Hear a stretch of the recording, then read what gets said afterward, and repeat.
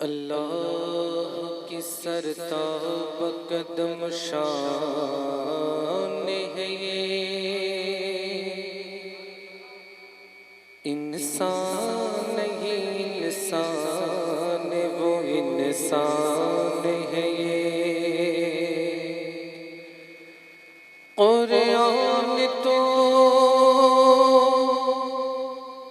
कुरान तो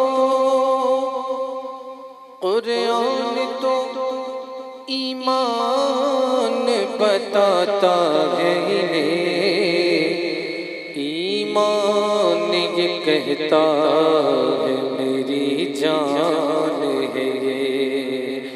पर ये सल्लल्लाहु अलैहि या रसूल अल्लाह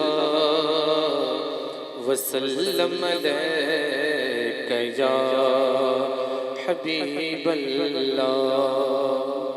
और बेटे साहब गेन और कम कर दीजिए, ये ज्यादा गूंज रहा।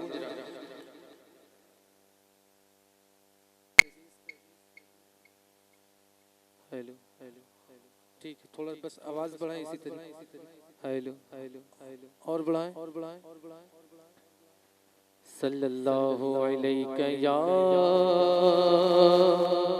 बस बस बस थोड़ी सी और बढ़ा दें। सल्लल्लाहु अलैहि या रसूल अल्लाह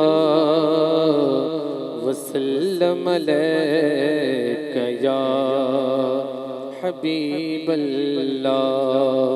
तेरे कदमों में जो है गैर का मुँह क्या देखे,